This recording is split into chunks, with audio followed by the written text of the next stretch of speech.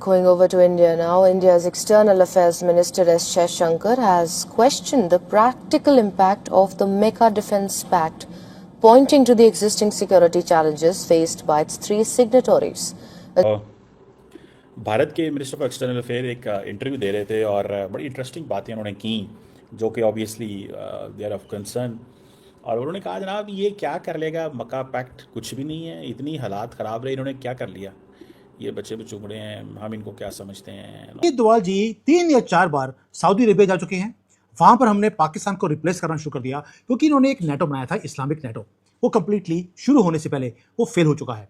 Pakistan Saudi Arabia को कोई भी प्रोटेक्शन नहीं दे पाया। उनकी जो ऑयल की रिफाइनरीज हैं वो तबाह हो रही हैं, उनकी शिप्स वहां से निकल नहीं पा रही, तो उन्होंने क्वाइटली अजीत दोवाल जी को बुलाया। और हमें Does the Mecca Act worry you in any way as a clear and present? It's a defense pact at the end of the day, and we've had a military conflict with our neighbor, just recently.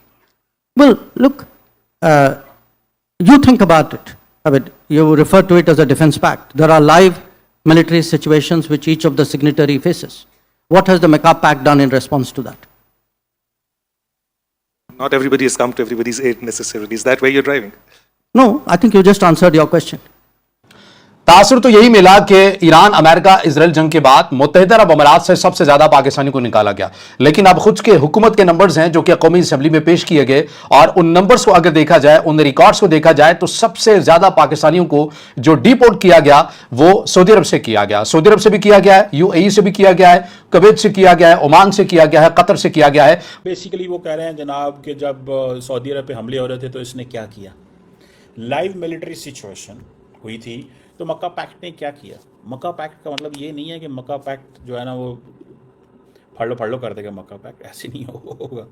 And I think the Saudis do, the Indians do understand कि क्या इसकी limitations हैं या क्या करना चाहिए, या हम where do we stand and all, you know, एक वो है एक, लेकिन आई थिंक जय हिंद दोस्तों, जयशंकर साहब का एक बड़ा जबरदस्त बयान आया जो मक्का एग्रीमेंट है, वो कहीं पे वो ऐसे ही संवाद कर रहे थे और रिपोर्टर ने उनसे सवाल पूछ लिया कि साहब ये मक्का एग्रीमेंट जो चल रहा है क्या इससे भारत वरीड है? तो आपने देखा ही होगा जयशंकर साहब का क्या लहजा था जवाब देते।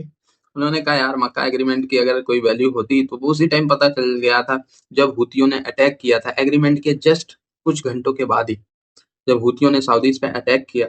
तो आप एग्रीमेंट एक पे अटैक तो तीनों पे अटैक छोड़ दीजिए कि एक देश ने बयान तक नहीं दिया, पाकिस्तान और तुर्की ने सऊदी के फेवर में बयान तक नहीं दिया कि हुतियों ने गलत किया, क्या किया, कैसे किया। मीडिया पे ये खबरें चलवाई गई कि जी ये तो सिर्फ कन्वेंशनल आर्मी के खिलाफ हमारा डील हुआ है, कि सिर्फ कन्वेंशनल आर्मी अगर कोई अटैक करेगा तब जाके हम जो है वी विल रीथिंक कि क्या करना है, कैसे करना है। इससे पहले हम वॉर में नहीं उतरेंगे। चाहे सऊदी की रिफाइनरी पे हमला किया था, अरामको रिफाइनरी, कोई मतलब रिस्पॉन्स ही नहीं आया। तो ये जयशंकर साहब ने कहा। ऊपर से अभी कल की बात देखिए आप, सीरिया में टर्किश एयरबेस को निशाना बनाया इजराइल ने। पाकिस्तान और सऊदीया दूर दूर तक बात ही नहीं कर रहे हैं इसकी। तो ये चीजें कहाँ से चलेगा मक्का एग्रीमेंट। ऐसे ही एक एग्रीमेंट मुझे याद आता है, उस पर भी बड़ी बातें हुई थी ना कि गल्फ देशों ने अपनी एक आर्मी बना ली है। ये भी डील हुआ था जीसीसी देशों के बीच, जीसीसी कंट्रीज यही गल्फ के ही हैं सारे, ठीक है। इनके बीच डील हुआ था कि जी इनकी एक आर्मी होगी और ये जो है किसी भी जीसीसी देश पे हमला होगा तो सारे एक दूसरे के मिल के उस देश को जवाब देंगे। आज भी वो एग्रीमेंट है, लेकिन आप देखें Qatar, Bahrain, Oman, Saudi, Dubai, UAE किस पे हमले नहीं हो रहे और कहाँ है ये जीसीसी के देश। सो नहीं हो सकता भाई। तो ऊपर से इस ग्रुप में तो भिखारी देश है, पैसों के भूखे, तुर्की, पाकिस्तान, बांग्लादेश भी ज्वाइन हो रहा है। तो आप सोचिए ये लड़ने वाले ये होगा कि ये भीख कटोरा लेके मांगने वाला ग्रुप हो। बेसिकली वो कह रहे हैं जनाब कि जब सऊदी अरब पे हमले हो रहे थे तो इसने क्या किया, लाइव मिलिट्री सिचुएशन हुई थी, तो मक्का पैक्ट ने क्या किया। मक्का पैक्ट का मतलब ये नहीं है कि मक्का पैक्ट जो है ना वो फड़ लो कर देगा, मक्का पैक्ट ऐसे नहीं होगा। And I think the Saudis do, the Indians do understand कि क्या इसकी लिमिटेशंस हैं या क्या करना चाहिए, या हम where do we stand and all, you know, एक वो है एक, लेकिन I think Saudi Arab, Pakistan, Turkey बड़े रैशनल प्लेयर्स हैं। इंडिया को पैगाम क्या है इस मक्का पैक्ट से? इंडिया को पैगाम ये है कि now the future, in any future conflict between India and Pakistan will not have the boundaries which it used to be had, which it used to have boundaries in the past.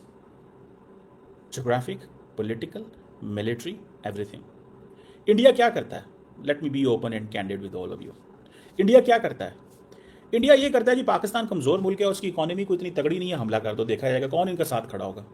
Pakistan को energy supply line नहीं आएगी, 250 million लोग हैं, IMF programme के नीचे है, पाकिस्तान पे हम हमला करेंगे, कुछ नहीं होगा।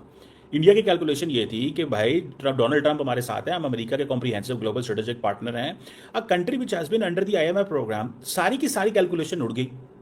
जिस रात पाकिस्तान ने इंडिया पे हमला किया, उस रात IMF ने पाकिस्तान के लिए लोन सैंक्शन कर दिया, $1.5 बिलियन। 5 मिनट बाद पाकिस्तान ने रात को जब हमला किया तो इंडियन एंकर्स ने कहना शुरू कर दिया। मुझे याद है एक बंदे की ट्वीट, तो मुझे याद है, क्या नाम है उनका, जो है शिव अरूर, उन्होंने कहा जी IMF तो टेररिस्ट ऑर्गेनाइजेशन है, ये तो है ही टेररिस्ट, इन्होंने तो पाकिस्तान को दे दिए, पैसे दे दिए, अब वो हम पे हमले कर रहे हैं। समझ रहे हैं बात को? अब एक तो चीज़ ये हो गई कि जो फ्यूचर कॉन्फ्लिक्ट होगा उसकी बाउंड्रीज चेंज हो गई हैं। दूसरी बात ये है, ये जो साउथ एशिया के कॉन्टेक्स्ट में होगा, कि पाकिस्तान ये समझता है कि India is trying to find a space for limited war. Pakistan क्या चाहता है? पाकिस्तान कहता है कि स्पेस को रोकना है। न्यूक्लियर जो डेटरेंस है, it is not working all the time, and in आपके पास स्ट्रेटेजिक वेपन्स थे, आपने टेक्निकल वेपन्स कर लिया, आपने सारी सिचुएशन पैदा होगी, देन व्हाट? फ्यूचर क्या है? What is the future? किस तरह की सिचुएशन डेवलप हो रही है फ्यूचर के अंदर? तो पाकिस्तान सारी बात है उसमें ये प्ली लेता है कि भाई हमने इंडिया को रोकना है कि जो कन्वेंशनल मिलिट्री डोमेन है वहां पे डेटरेंस कैसे क्रिएट की जाए कि इंडिया की कैलकुलेशन कन्वेंशनल मिलिट्री कॉन्फ्लिक्ट के अंदर भी रोका जाए इंडिया को।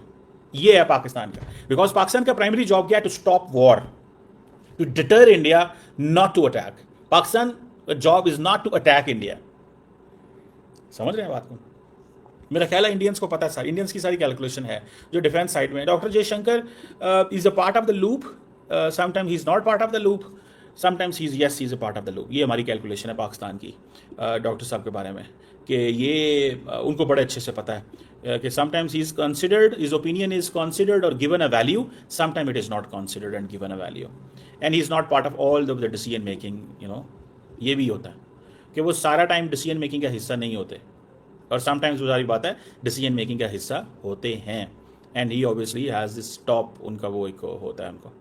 बहरहाल ये एक हमारे लिए वो एक पॉइंट है। लेकिन अगर मैं if I am of the view कि सऊदी अरब के साथ जो सिचुएशन हुई, देखें ये एक डिफेंस एग्रीमेंट है। वो कहते हैं ईरान, बेसिकली डॉक्टर जयशंकर कह रहे थे कि ईरान ने सऊदी अरब पे हमला कर लिया, पाकिस्तान ने क्या कर लिया? दैट्स एन इम्पॉर्टेंट क्वेश्चन, ये इंपॉर्टेंट क्वेश्चन है। लेकिन क्या हम ईरान के सऊदी अरब के अंदर अमेरिकन मिलिट्री इंस्टॉलेशन पे हमले को एक लेजिटिमेट थ्रेट समझते हैं फॉर सऊदी अरेबिया? नहीं, हम नहीं समझते। वी डोंट थिंक सो, हम नहीं समझते इस चीज़ को। सऊदी अरब के ऊपर जो हमला होगा उसकी कॉनोटेशन बिल्कुल डिफरेंट होगी, और ये पाकिस्तान को बहुत अच्छे से पता है। सो पाकिस्तान विल नॉट प्ले, वो इस चीज़ में प्ले अप नहीं होगा।